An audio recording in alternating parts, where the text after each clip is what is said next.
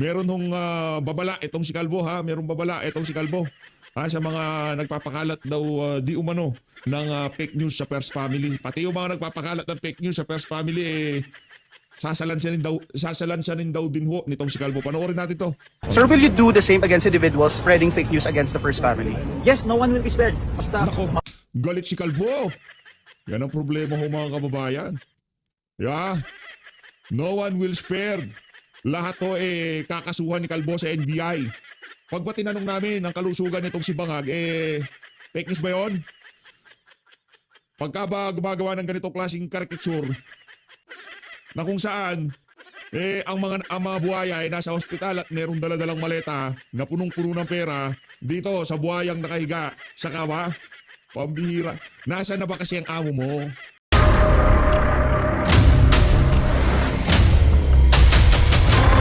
Bago tayo mag-umpisa, baka pwede nyong i-like ang video na to. Malaking bagay ang like sa aming mga content creators. Maraming salamat po.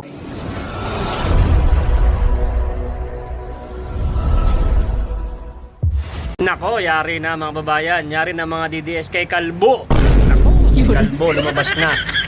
So ayan, nagbanta na si Kalbo mga babayan at lahat daw po ng nagbibigay ng fake news, lalo sa First Family ni Bongbong Marcos ay ipapakulong, susumpinahan at susumbong sa NBI. Aray ko. Okay guys, bago tayo magsimula ng ating vlog, isang like, isang share naman mga dyan at para malaman ng ating mga babayan na talagang pinag-iinitan. Oy, sandali! Tuloy natin itong video. Alam nyo mga babayan, kung napanood nyo si Marcos Jr. ay tumatakbo na kanina. Nagkamali pa nga siya mga babayan nung itong araw lang na to.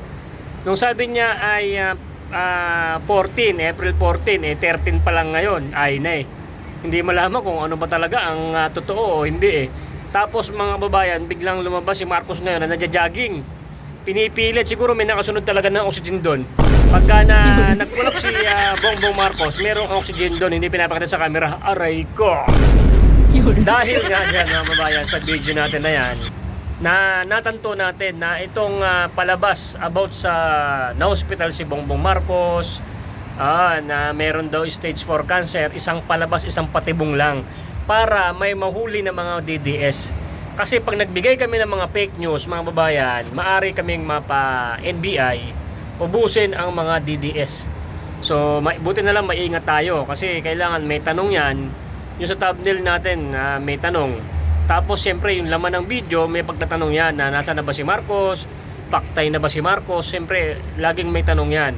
Alam nyo naman mayayari tayo dyan. Kaso wala pong naipakulong sila, no? Hindi sila nagtagumpay sa mga gusto nilang hulihin ng mga DDS. Ang gusto kasi nila mga babayan, mabawasan o ubusin ng mga DDS kasi nga po hindi na gumagana yung mga vlog ng mga tanso vlogger at si Auntie Claire Aray ko.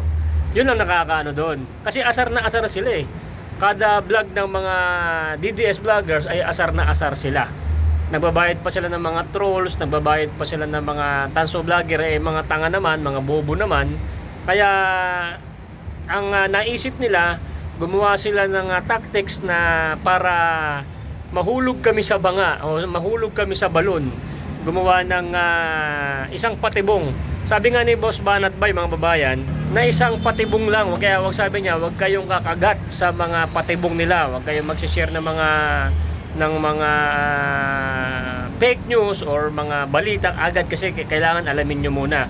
So syempre nagtagal, hindi lumalabas si Bongbong Marcos, 'di ba? Kaya bigla na lang lumabas si Bongbong Marcos nang jogging pa. Ibig sabihin yan, patibong lang talaga. Tama ka talaga, Boss Banat Bay, ang lupit mo. At yun na nga mga babayan, ay ewan ko kung merong nasumpinahan or nakasuhan. Ay ang nahuling nakasuhan niya si Sir Jack, 'di ba? Tapos sila Boss Banat Bay, saka si Master Jude ata meron din kaso, no? Si Tol J wala pa. Tayo hindi naman tayo pinababanat masyado ni Tol J kasi alam naman hindi naman tayo talaga sakop sa SMNI. Sakop lang tayo sa Banateros, inuutusan tayo nila pag nagsusurvey. Pero I think siguro hindi naman tayo pababayaan ng mga Banateros brothers, no? Yun, syempre kailangan sumunod tayo sa kanila na huwag tayo magpapakalat ng fake news. Yung mga nakita nyo nung nakaraan, bakit nawawala si Marcos Jr., isa pala yan patibong No, ibig sabihin niyan, patibong kunyari nawawala siya, kunwari may video na nagpunta ng isang bus doon, nandun sa may sa hospital sa St. Luke's, hindi naman pala si Marcos yun, isang patibong para gumawa ka ng fake news para isa ka sa mahuli at ay mapa-NBI ka. O yun, nagbabanta nga si Calvo, di ba mga babayan? Aray kumeng. So, dito sa video na to mga babayan, tapusin nyo itong video. Dahil dito sa video na to mga babayan, yung ginagawang impeachment dito kay BP Sara, ito nagsalita na yung Chief Justice dati, yung nag-retired na, nagsalita na, Meng. Ito na ang sinasabi ko. Kasi yung nakaupo ngayon mukhang nabayaran umano dahil hindi pa rin natitigil yung yung impeachment na yan, dahil kung ito ang nakaupo o ito ang Chief Justice na nag-retire na ay talagang mauunawaan niya kaagad na talagang may phishing doon, yung may phishing conspiracy or whatever, yung phishing nila, kasi nangunguha sila ng mga big evidence about dyan sa impeachment para magiging ebidensya pa lang para si BP Sara makulong. Ang lupit, no? At syempre dito nga, pakinggan nyo at tapusin nyo ang video mga babayan, dahil dito kaya Chief Justice ay talagang maunawaan nyo na kung ano talaga ang mission ng ni Luistro at ni Redon. Ay ito, yari kayo ngayon. Talagang huling-huli talaga ang mga pinaggagawa ng mga lokong ito, na talagang may mission sila sa pagpapabagsak kay BP Sara para hindi makatakbo ng 2028. At siyempre lahat ng mga asong ulol at mga buhaya ay makaligtas sa selda. Yun lang talaga naman ang mission talaga ni Luistro at ni Redon at ng mga iba pang mga demonyo, mga kawatan. Kaya mga babayan, panoorin nyo tong video na to. Makipanood tayo dito kay PH Update. Subscribe nyo si Boss PH Update kasi dyan tayo manonood ng full video. Tingnan nyo kung paano niya supalpalin ang mga demonyong kawatan at kung paano hulihin ang mga asong ulol or tawag dito yung mga pitbull ni Marcos, di ba? Mga pitbull, attack dog yan mga tawag dyan ng attack dog.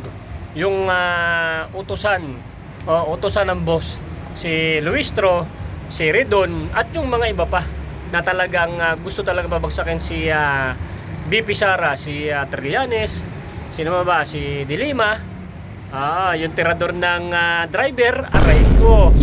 At siyempre mga babayan, alam niyo naman ang sa bandang huli nito na talagang hanggang ngayon sobrang lakas at lalong lumalakas si BP Sara habang sinisiraan nila, habang gusto nilang ma-impeach ay lalong lumalakas. Kita nyo, saan kayo nakakita ng pagtitipon nila na merong mga tao? Kaya nga hindi po sila natitipon-tipon mga babayan, kasi walang gusto magpuntangani. Talagang mapapahiya sila, talagang lalangawin. Kahit magtawag pa sila ng mga maraming mga vloggers, mga tanga naman, mga ingot, mga bayaran, ay hindi rin po dadami ang mga tao kung sila man po ay magtatagpo-tagpo at magkikita-kita. Maaari siguro magbayaran nila 300, 500 isang tao. Depende yan kung ilang oras tatagal. Kita nyo naman ang Duterte, sila Attorney Respicio, talagang napakalupit, no? Talagang babanatan talaga si Marcos Jr., no? Sabi niya, kasuhan mo kung Marcos Jr., nasaan ka na? Pero syempre, yung pagkasabi ni Attorney Respicio na yon ay isang patibong lang pala na para makapagbigay ng fake news ang mga DDS para makasuhan. Pero hindi nagkaroon ng fake news kasi lahat ng mga binablog ay merong tanong at naghahanap. Yun ang maganda doon. Kasi una pa lang, alam na natin na syempre nandun yung mga boss natin, alam na natin kung nasaan. Natanong kami nasaan ba si Bongbong Marcos, yung ganyan. Tapos ngayon biglang bumalik. Ibig sabihin gumaling, syempre marami kang pera. Kung talaga may sakit ka, baka gumaling ka maya maya. May sakit ka na naman at syempre marami kang pera. Yun talaga yun kung bakit gumagaling agad. Pero I think kung may sakit yan, makasunod ka agad yung oxygen o ambulansya. Aray ko. Dahil nga sa balita nito mga babayan ay nagba-brand out. Aray ko. So dito tayo sa bakasyon ngayon. Shoutout kay Tol J. Guevara, kay Boss Banat Bay sa Banateros Brothers. Nandito tayo ngayon sa may Singapore. Ayan Singapore tayo. Nasa Singapore si Boy Sardinas kasi pinagharap ng NBI. Aray ko. Alright, so ganito mga babayan. Kung nagustuhan mo tong ating vlog, tapusin nyo kasi napakaganda na to. Ito si Calvo, bahala na kayo dyan. Si Calvo ay talagang huhulihin daw ang mga DDS na nagpapakalat ng fake news. I think sa akin naman, mga vlog ko, hindi naman tayo makakasuhan. At kung talagang babalik ta rin, ay makakasuhan tayo. Kaya nagtatago na ako dito sa may Singapore. Ayan, nagtatago na ako sa Singapore, hindi na ako mahahanap ni Kalbo. Alright. Tapusin yung video mababayan na sa dulo kasi para makita nyo yung si retired Justice, no? Yung pinakamalata sa Justice. Panoorin nyo kung paano minamanipula ng mga demonyong kawatan ang batas kung paano pabagsakin si BP Sara. Yun, huling-huli, buking na buking ang mga demonyong kawatan. At kung nagustuhan mo itong vlog natin mga babayan, ay don't forget to like and share sa mga kumare natin para mapanood itong mga vlog natin. At syempre pray and protect BP Sara sa 2028, baka hindi naaabot. At yung sinasabi ko sa inyo mga babayan, isang isang patibong lang yung ginawa ni Marcos, mga kaalyado niya, para may mapakulong ng mga DDS tulad namin kung magpapakalat kami ng fake news, pero hindi sila nagtagumpay. Alright, so yun, panoorin nyo ang video. Let's go. This is almost akin to what is happening is a fishing expedition. I think there is a point there because the evidence that is being sought does not come from the complainants. It is coming from the committee. Nako, yare. Nako, panibagong problema na naman ho yan ng Injustice Committee. Para dito kay Luis Tro at dito kay Redon, makinig kayo sa mga sasabihin nitong si retired Supreme Court Associate Justice Ascuna kaugnay dyan sa mga pinagagawa nyo na yan sa Injustice Committee. Bordering on fishing expedition. Interview ho nitong si Justice Ascuna dyan sa Billionaire News Channel ang ating pag-uusapan dito sa video na to. Pero bago yan, isang like at isang subscribe. Masaya na ho tayo dyan at sa mga susumali sa ating community, yung join button nandyan lang ho sa baba. Rerekta na ho agad tayo dito sa interview nitong si Ascuna kay Ma'am Pinky Web. Ay, teka lang ho, pasadaan ho muna nating mabilisan itong si Kalbo. Meron hong babala itong si Kalbo ha. Merong babala itong si Kalbo. Sa mga nagpapakalat daw di umano ng fake news sa First Family. Pati yung mga nagpapakalat ng fake news sa First Family, sasalansanin daw din ho nitong si Kalbo. Panoorin natin to. Sir, will you do the same against individuals spreading fake news against the First Family? Yes, no one will be spared. Basta Nako, galit si Kalbo. Yan ang problema ho mga kababayan. No one will spared. Lahat to kakasuhan ni Kalbo sa NBI. Pag ba tinanong namin ang kalusugan nitong si Bangag, fake news ba yun? Pagka ba gumagawa ng ganitong klaseng caricature na kung saan ang mga buhaya ay nasa ospital at merong daladalang maleta na punong-puno ng pera dito sa buhayang nakahiga sa kawa? Pambihira. Nasaan na ba kasi ang amo mo? Sabihin mo sa amo mo, lumabas na siya. Marami na naghahanap sa kanya. Maraming kung sakali makikiramay. Kung sakali. Pero kung hindi, edi palakpakan. Di ba? Ganun lang naman yung mga kababayan. Ang tanong dito, nasaan na si Bangag? Yun ang gusto malaman ng sambayan ng Pilipino, ng ating mga kababayan. Ipakita nyo si Bangag. patunayan namin fake news, we will file charges against them. No one will be spared. Hindi ba pwedeng PTV, Tribune, News 5, TV5, GMA, Anticlair, PCO? Di ba? Hindi ba pwede yun? Hindi nyo ba pwedeng patunayan doon sa mga nabanggit ko na yon na mga news outlet, doon sa mga individual, sa inyong programa sa Malacanang? Kailan kayo ba talaga magpunta sa NBI para patunayan na fake news sila? Brad, hoy Kalbo, makinig ka ha. Langyakang Kalbo ka. Kaya naubos buhok mo sa ganyan mong ugali mo Billion ang pondo ng PCO. Huwag ka siraulo ha. Para kami saltik sa utak, billion ang pondo nyo tapos pupunta ka sa NBI, mangkakaso ka para sa fake news. Ang trabaho nyo, labanan yung disinformation. Naalala nyo, nung panahon ni Tatay Digong, meron lang maliit na paalala sa baba. Yung no to disinformation. Meron lang ganun. Tapos ang usapan, walang maraming cheche-bureche, walang nagpupunta sa NBI. Pero dito, ang daming yung kaartihan. Meron pa kayong nalalaman kaso-kaso sa NBI. Bilyon ang pondo nyo. Nakakapagbayad kayo ng mga trolls, di umano. Nung nagkaroon ng hearing dyan sa House of Representatives sa budget nyo, di ba, i-renation na issue, nagbabayad daw kayo di umano ng trolls dyan sa PCO. Di nyo ba kayang kontrahin yung fake news na yan sa pamamagitan ng fake news ng mga trolls nyo di umano? Lang nga itong Kalbo na to. Pakinang yung ulo mo Galit na galit si Kalbo. Okay na. Nakikita ko lang to si Kalbo. Nag-iinit ulo ko Butaw tayo dito kay former retired Justice Ascuna. Naku, itong si Ma'am Pinky, naka-yellow siya ngayon. Ano meron, Ma'am Pinky, ha?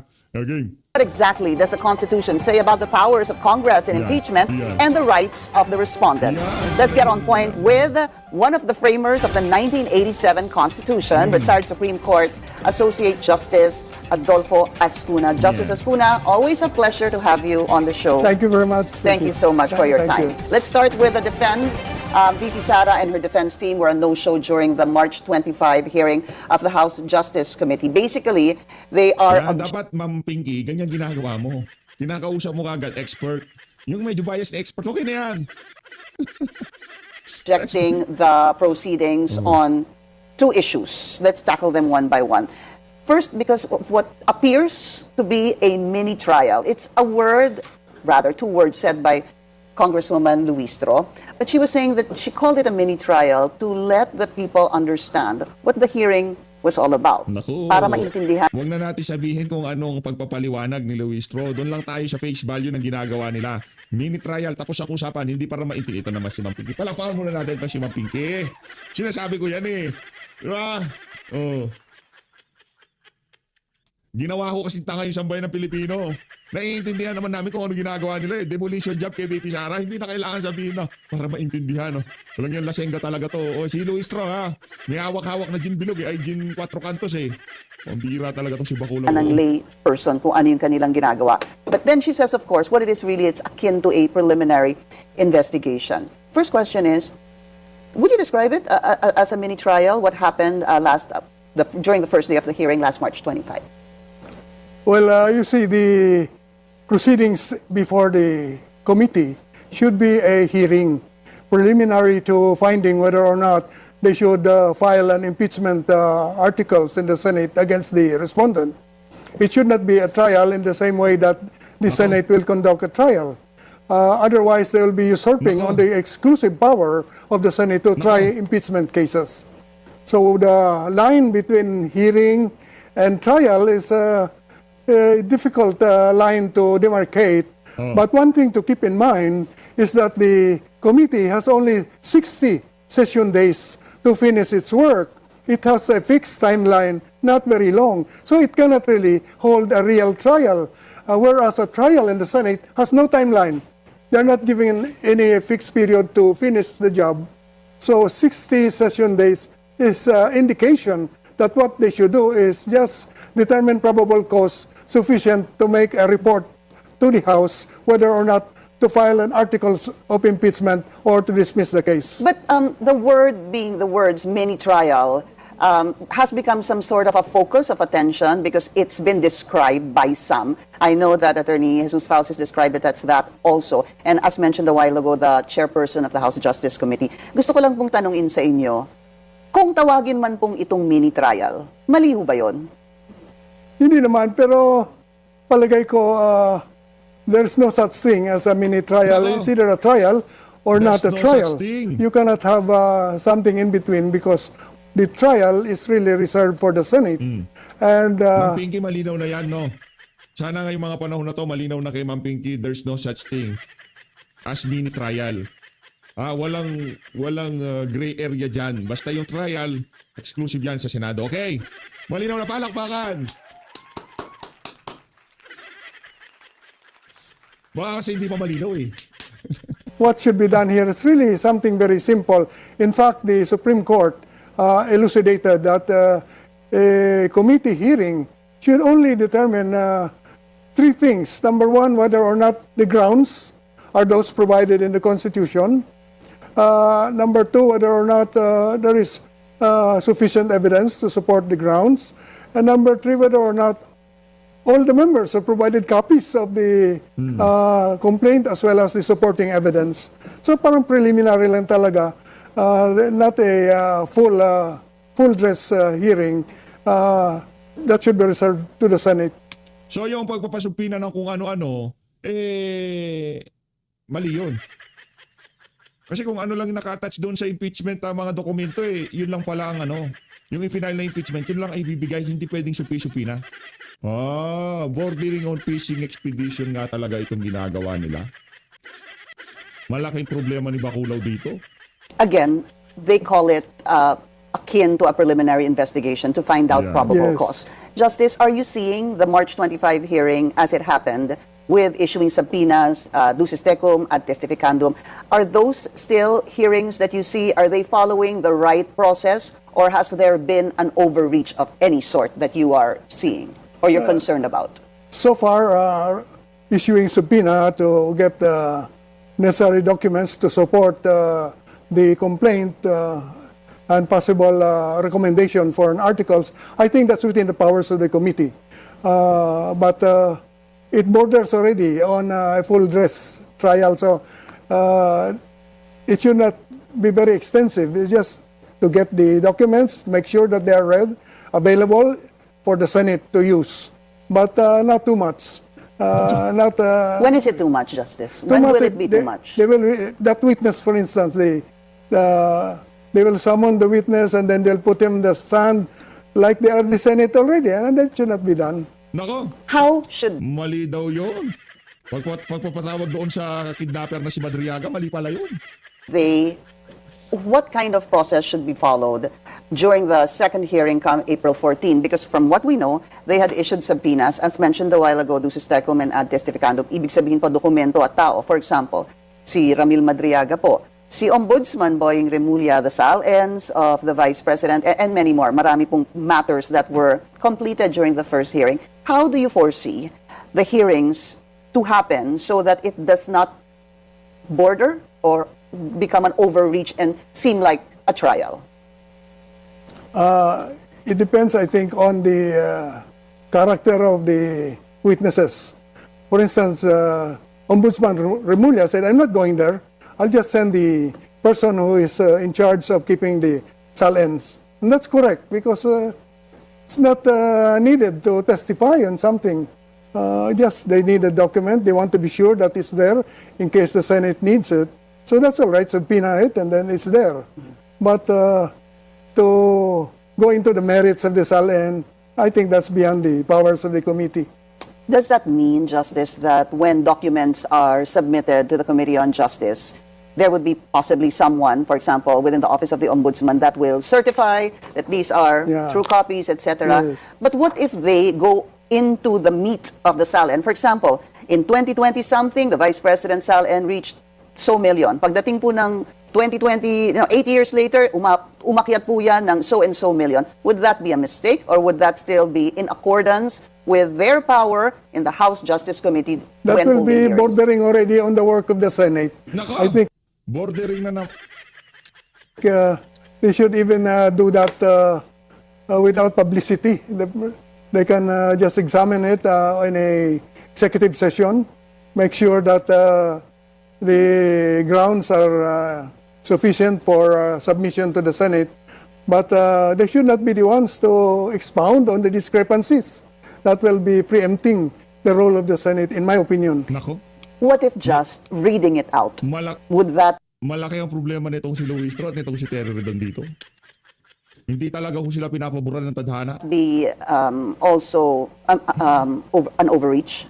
Let's say, It's basahin po nila, kasi dami yeah, po nilang hininging yeah. SAL-end in 2007. Yes. I forget the exact years, but there's a period by which 3 years na hindi po kasama, because I believe the Vice President was not she was not a Vice Mayor or Mayor at that time.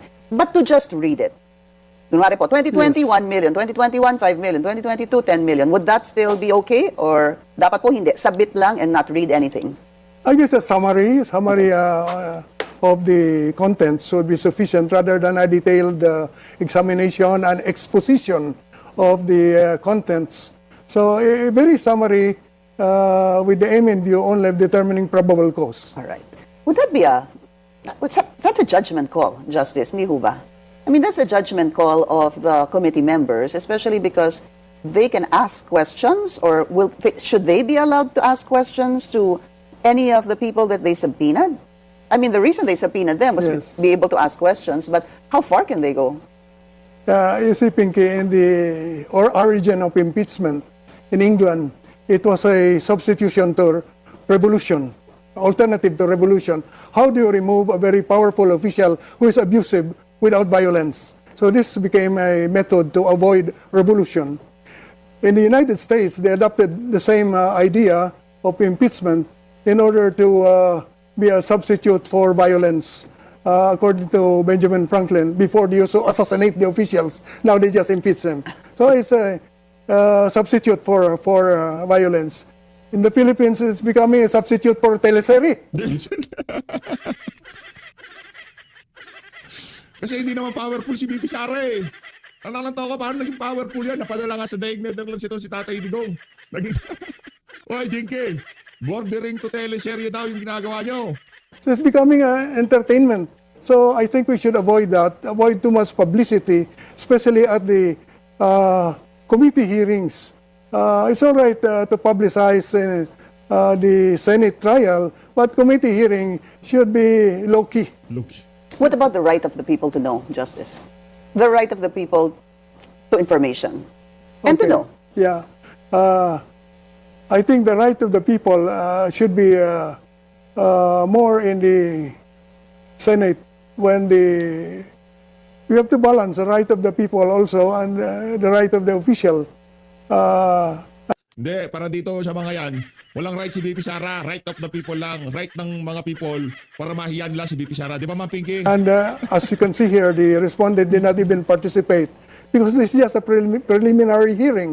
Whereas in the Senate, if it ever reaches the Senate, the official will have to participate in full. So Dali na sa if you Senado. have a situation here where you have a mini trial without participation of the defendant, that will be rather unfair to me.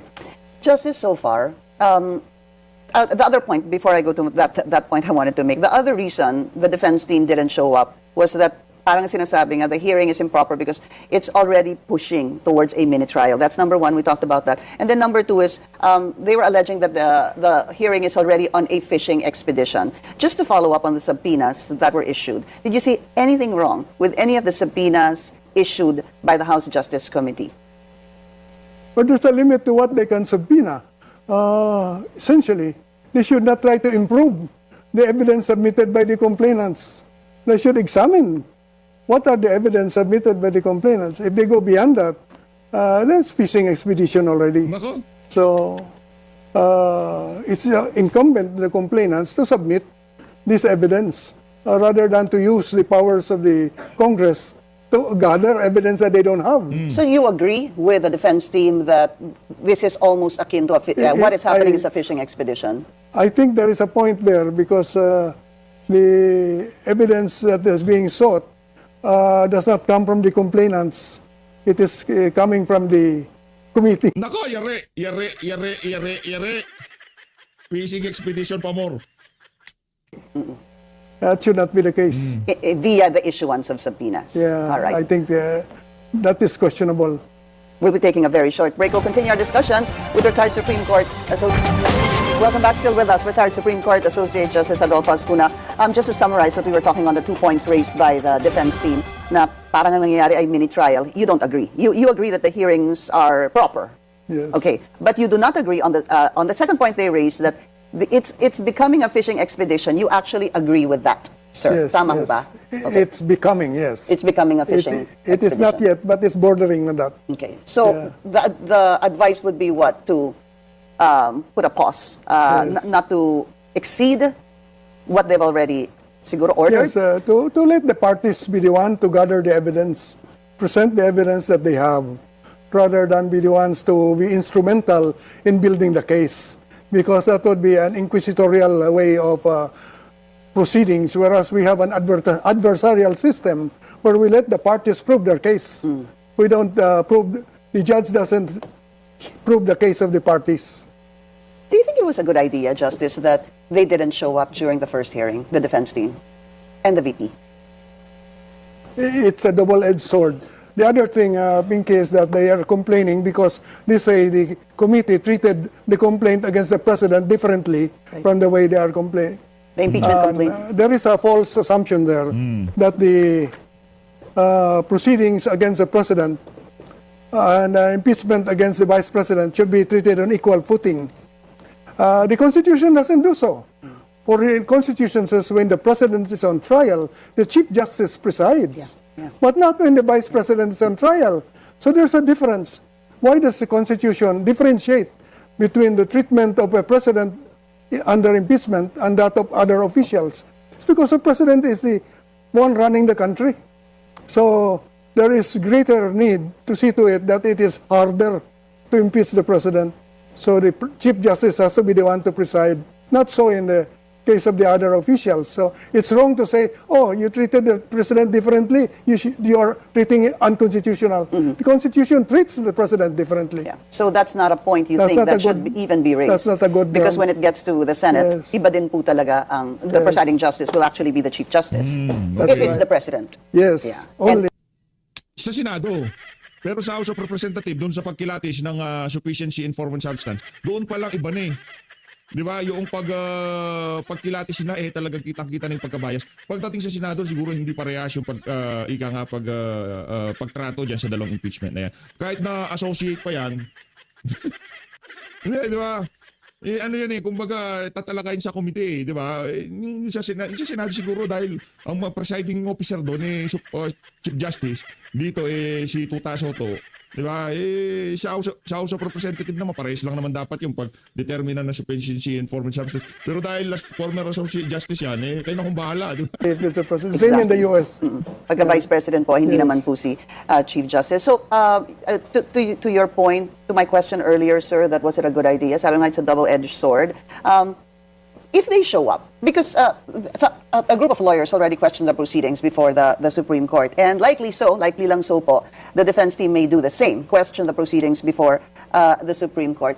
In a case like this, if the defense team plans to question this before the Supreme Court, would it be wise just not to really attend the succeeding hearings? Because after all, you might want to question this before the Supreme Court, and you do not want to, showing up would actually be allowing yourself to be under the jurisdiction of the Committee on Justice.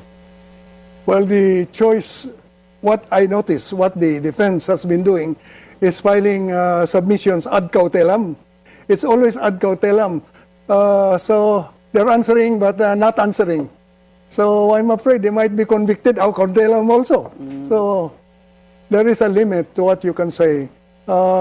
We participate, we don't participate completely. That has a double-edged result because, as Dean Santa Maria pointed out, that is a negative pregnant. A negative pregnant is a partial admission. You're saying that I did not hit him that way, but you're admitting that you hit him. So it's the same thing here. Ad cautelam, there's partial admission. So Yes, that's but no. dangerous. They should, I think, confront the issues squarely. That's why they're given a due process. But they elect not at this stage to participate. That's all right, but at least in the Senate, if it reaches the Senate, they have to participate. Because that's where the really right to be heard has to be exercised. Do you think so far that the Committee on Justice has been doing its job correctly, or that there is no abuse of any sort? I ask that, Justice, because of the ruling of the Supreme Court during the first impeachment case against the Vice President, where basically they cited the one-year bar rule and the lack of due process. So there were standards that needed to be met, etc. So just going back, they said they agreed on committee on form, sufficiency in form, sufficiency in substance, grounds, and then nandito na po tayo sa hearing sa fourth stage. Do you agree in all four stages that they are doing right now?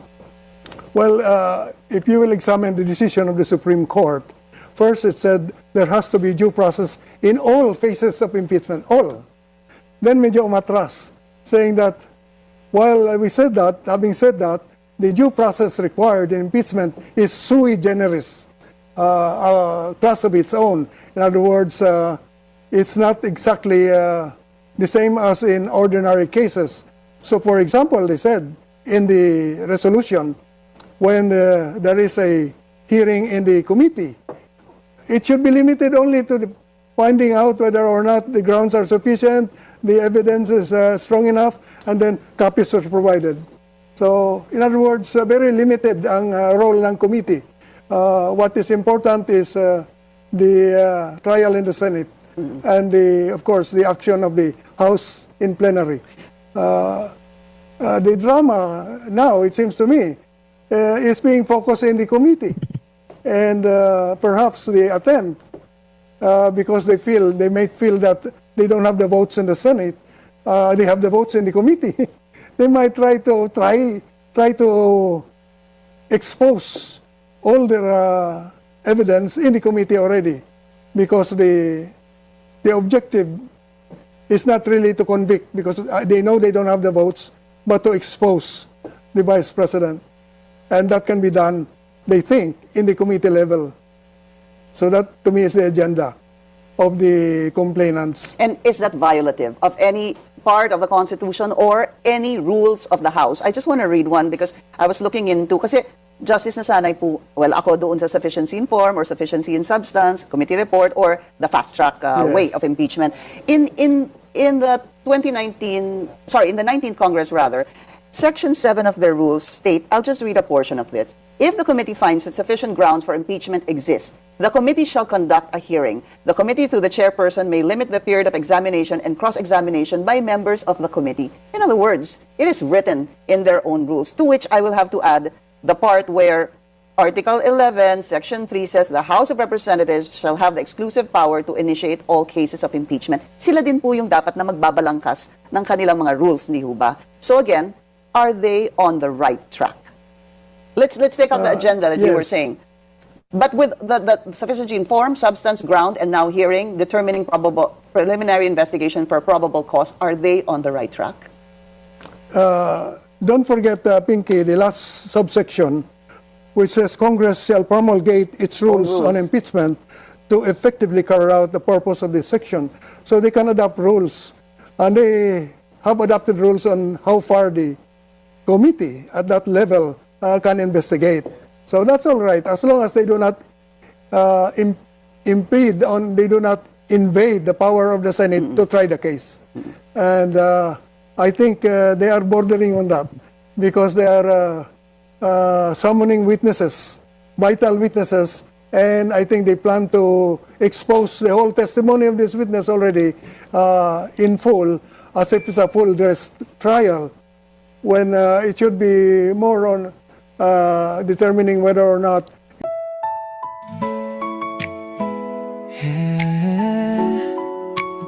para sa mga nangangailangan. Boy Sardinas.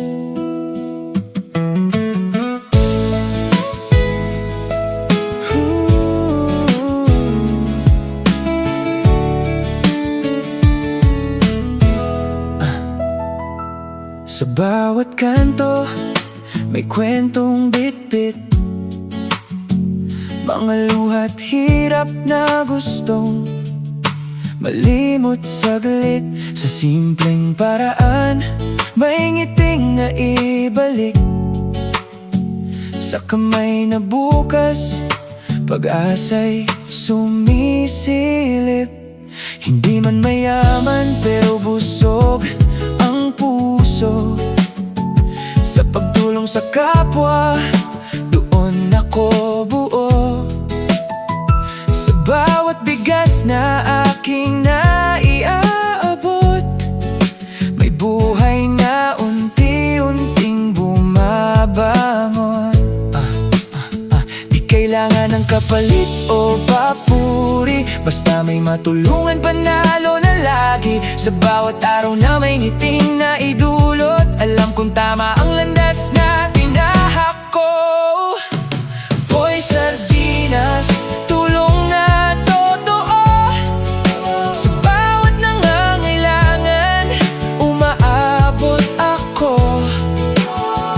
May sakit man o kapatid na OFW, hindi ka nag-iisa, may kasama ka rito.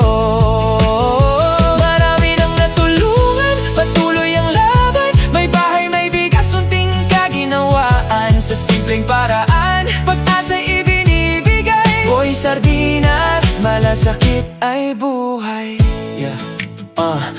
May batang nangangarap kahit kulang sa lahat, may magulang na pagod pero di sumusukot lumalaban. Sa bawat kwento na aking nasasaksihan, mas lalo kong gustong tumulong ng walang hanggan. Mula sa lansangan hanggang sa malalayong lugar, abot ang tulong kahit saan ka man naroroon. Sa video na to, kwento ay buhay na kahit maliit, kayang magbigay liwanag. Sa bawat share at suporta ng bawat isa, mas dumadami ang natutulungan ko pa. Hindi lang ako, kundi tayong lahat. Sa kabutihan, sama-sama nating iangat. Boy Sardinas, tulong na totoo. Sa bawat nangangailangan, umaabot ako. May sakit man o kapatid na OFW, hindi ka nag-iisa, may kasama ka rito. Marami nang natulungan, patuloy ang laban. May bahay, may bigas, tunting kaginawaan. Sa simpleng paraan, pag-asa'y ibinibigay. Boy Sardinas, malasakit ay buhay. Kung may puso kang tumulong, simulan mo na. Sa maliit na paraan, malaki ang epekto niyan. Hindi mo kailangan maging mayaman, basta may malasakit, sapat na yan. Boy Sardinas, tulong na totoo. Sa bawat nangangailangan, umaabot ako. Sa bawat kwento, pag-asa'y nabubuo. Sa bawat puso, liwanag ay totoo. Please like, share, comment, and follow para mas marami pa tayong matulungan. Boy Sardinas. Ama naming Diyos na makapangyarihan sa lahat, salamat po sa iyong pagmamahal na hindi nagmamaliw.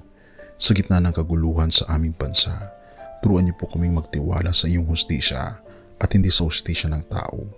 Linisin niyo po ang aming mga puso at ituro niyo po ang tamang daan ng katotohanan at pag-ibig. Tulungan niyo po kaming maging ilaw sa gitna ng dilim at ipakita sa mundo na may pag-asa pa sa pangalan ng aming Panginoon Hesus. Salamat po sa pag-ibig po ninyo at salamat sa pagdinig ng aming mga panalangin at iligtas niyo po kami. Sa pangalawa po niyong pagparito at patawarin po kami sa lahat ng aming mga pagkukulang at pagkakasala, sapagat ito po ang aming samutiling sa matamis na pangalan ng aming Panginoon Hesus. Amen. Sa lumang silid, mag-isa kang tahimik. Walang kamera, palakpak ay wala na. Ngunit sa bawat pader ng bayang iniwan mo, may pangalan mong di na mabubura.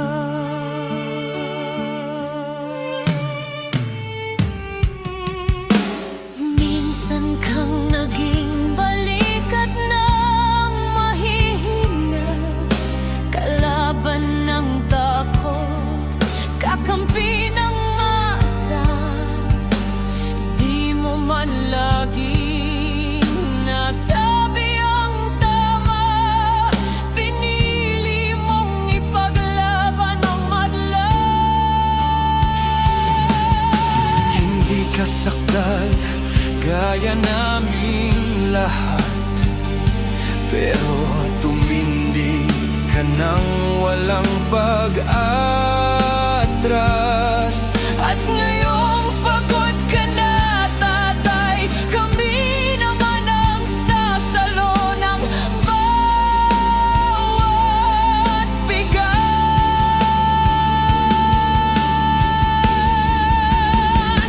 Hanggang sa dulo, ikaw ay mahal.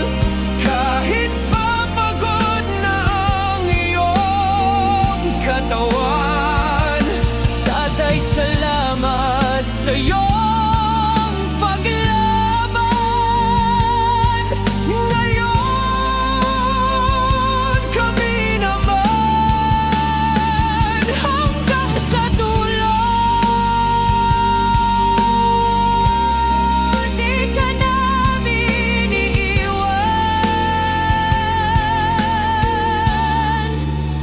kwento mo'y dala ng bayan.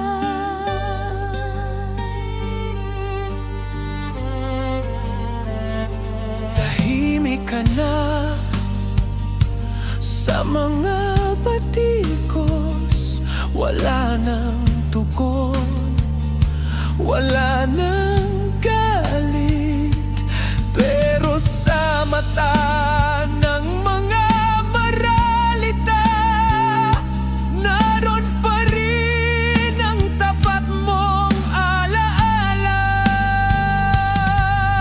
Marami mang di nakaintindi, marami pa rin ang di nakakalimot. At ngayong wala ka ng kapangyarihan, tatay, Ang magtatanggol sa'yo ay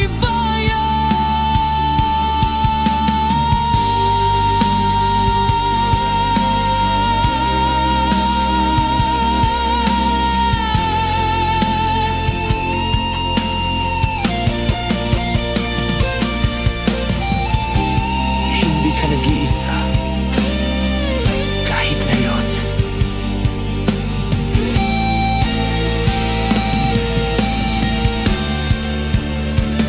hanggang sa dulo, tangan ka pa rin Sa puso ng batang minsan mong pinagkain,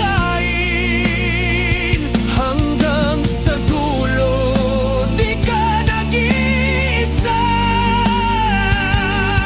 Ang dasal ng bayan ay sa'yo pa rin. Katay kami naman ang lalaban sa ngalan mo, sa alaala mo.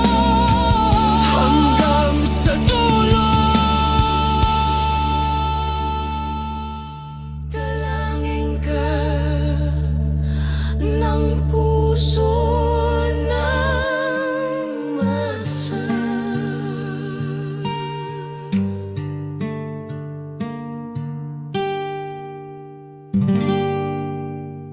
At yun na nga mga kababayan, ano na ang masasabi mo?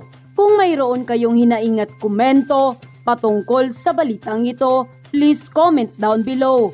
Pag-uusapan natin yan sa comment section. At kung nagustuhan nyo ang video, ay huwag kalimutang mag-like at i-share na din para mas marami pang makaalam at umabot ito sa marami sa ating mga kababayan. Maraming salamat po. Mabuti pa ang sardinas, may label. Eh tayo, wala. Oo nga pala.